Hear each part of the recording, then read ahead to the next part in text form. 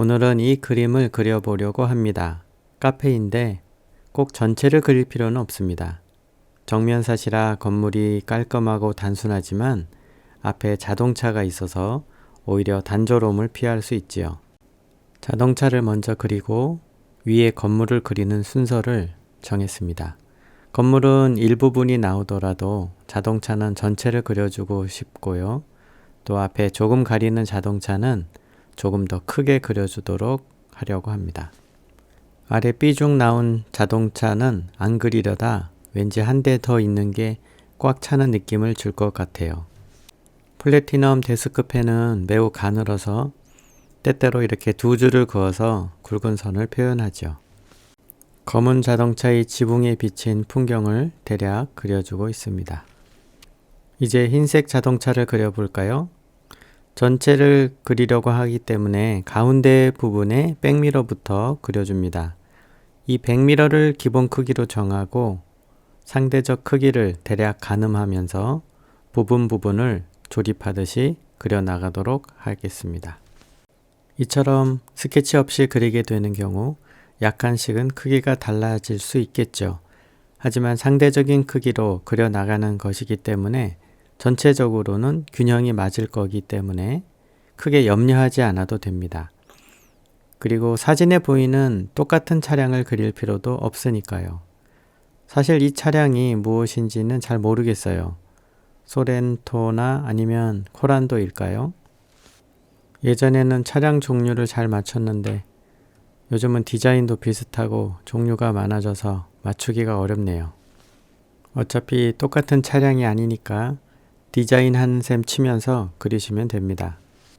하지만 기본적인 구조를 알면 도움이 되죠. 예를 들면 일반적인 차량은 앞문과 뒷문이 있고 공간이 비슷하니까 크기도 비슷하겠죠?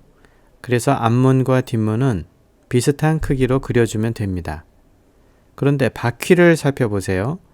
대체로 앞문 앞쪽에 바퀴가 위치해서 앞문은 사각형인데 뒷문은 좀 다르죠. 바퀴의 위치와 겹치게 되어서 동그랗게 오려줘야 한다는 차이가 있습니다. 평상시에 차에 관심이 없더라도 그림을 그리면서 차이를 인식하게 되는 경우가 많습니다. 점점 관찰력이 생기는 거죠. 그러면 버스는 어떨까요? 기회가 되시면 버스를 살펴보세요. 기다란 직사각형 모양을 하고 있는데 앞에 바퀴와 뒤쪽 바퀴가 어디쯤 위치해 있는지 살펴보세요. 이러한 구조적인 특징들이 쌓여서 내 그림에 더해지게 됩니다. 자동차 바퀴를 그리고 있습니다. 바퀴는 생각보다 크다는 것을 염두에 두세요. 보통 작게 그리는 경향이 있거든요. 차량에서 바퀴는 제법 큰 면적을 차지한답니다. 문의 손잡이도 그려주고 원한다면 문콕 방지 스폰지도 그려주세요. 제 영상을 보시는 분들은 부디 차에서 내리실 때 조심스럽게 문을 열어주세요. 대부분 운전들을 하시니까 이해하시리라 생각합니다. 차량의 뒷부분이 잘려서 다른 각도의 사진을 참조해서 뒷부분을 대강 그렸습니다. 대략 완성이 되어 가고 있죠. 차량 그리기가 어려우신 분들은 너무 전체에 압도되지 마세요. 뭔가 복잡해 보이잖아요. 부분을 조립해 나간다고 생각하면서 그려주세요. 너무 어렵다고 느껴지면 스케치를 해도 되지만 그림 그리는 재미는 스케치 없이 이와 같이 그리는 것이 더 재밌다는 것을 기억하시면 됩니다. 그리고 자동차는 다 거기서 거기에요. 구조가 크게 달라지진 않거든요. 몇 번 이것저것 그리다 보면 점점 쉬워질 거예요. 뒤쪽 바퀴를 그려주고 있습니다. 사실 앞쪽 타이어와 뒤쪽 타이어는 인치가 달라졌어요. 아차 하는 순간에 이미 선이 움직여서 그냥 그려주고 있습니다. 앞쪽은 타이어가 두껍고 뒤쪽은 타이어가 얇아졌죠. 이렇게 스케치 없이 그리면 이러한 실수들이 생기는데 괜찮습니다. 이것은 머릿속에 기억으로 그리는 게 습관이 되어서 눈으로 확인하기 전에 손이 이미 움직여서 그런 거예요. 그런데 아마 제가 말하지 않았다면 여러분은 몰랐을 거예요. 이미 알았다고요. 그러면 이렇게 핑계를 댈게요. 이 차량은 앞 타이어와 뒷 타이어가 인치가 다른 타이어를 사용하는 저의 새로운 자동차 모델입니다. 아무튼 실수에 대한 핑계고 다음번 차량 그림을 그릴 땐 휠 모양과 타이어 인치도 살펴보겠습니다. 자, 차를 완성했으면 이제는 어려울 게 없는 건물 그리기 시간이에요. 사각형만 잘 그리면 되겠죠. 자동차의 창문의 어두운 부분을 칠할 때도 그랬지만 어두운 부분을 칠할 때에는 너무 까맣게 칠해 주지 마시고 선 연습을 해보세요. 잉크가 뭉치지 않도록 조심하면서 다양한 해칭으로 무늬를 만들어 보세요. 선의 굴곡에 따라서 느낌이 달라집니다. 자기만의 무늬가 만들어지면 다른 그림을 그릴 때 사용해 보세요. 지금 그리는 것은 전기선과 가스 배관인 것 같습니다. 이런 게 있구나 하면서 그려줍니다. 왼쪽에 건물 계단을 그려줄게요. 계단이 몇 계단인지 셀 필요는 없습니다. 계단이 옆에 붙어 있다는 정도만 묘사되면 될 것 같네요.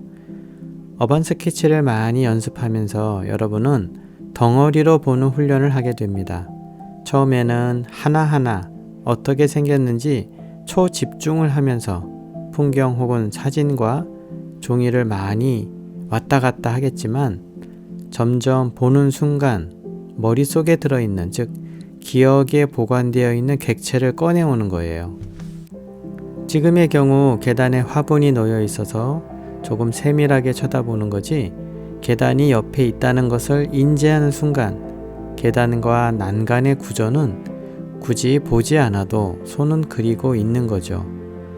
이와 같은 과정을 통해 뇌는 점점 스트레스를 받지 않고 그림을 쉽게 그리면서 속도도 빨라지는 것입니다. 자동차를 운전한다고 생각해 보세요. 첫 출근을 하는 길인데 처음에는 이 길이 맞는지 계속 확인하고 긴장하면서 다른 차선으로 달리다가 급하게 끼어들기도 하고 이렇게 어렵지만 이제 매일 출근을 하다 보면 어디서 미리 차선을 바꿔야 하는지 다음 사거리에서 어디로 가야 하는지 다 알고 편안한 마음으로 운전을 하게 되죠. 심지어 다른 생각을 하는데 몸은 자동으로 회사를 향해 가고 있는 모습도 보게 됩니다. 마찬가지예요. 그러므로 처음 어반 스케치를 하시는 분은 눈이 좌우로 계속 왔다 갔다 하면서 느리고 천천히 그려지지만 너무 좌절할 필요는 없습니다. 처음에는 다 그렇습니다. 그래서 사실 많이 그려보는 게 중요하죠. 물론 몇 가지 알아두어야 할 이론들이 있습니다만 그것은 제 영상을 통해 하나씩 주워 들으면 되니까요. 제가 사진을 제공하고 있으므로 사진을 다운로드 받아서 제가 그리는 것을 참고해서 계속 따라 그려 나가시면 점점 쉽다는 생각이 드실 거예요. 말이 나온 김에 이번 사진의 암호를 알려드려야겠네요. 사진을 다운로드 받으시면 설명과 함께 압축이 되어 있습니다.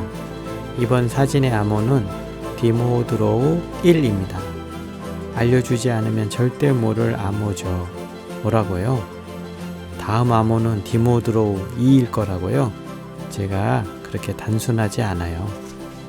그림은 사진보다 아름다워야 한다는 말이 있습니다. 작가가 의도해서 바꿀 수 있기 때문이죠. 오늘 그림은 어떨까요? 사진보다 나을까요? 늘 그것을 고민하며 그림을 그립니다.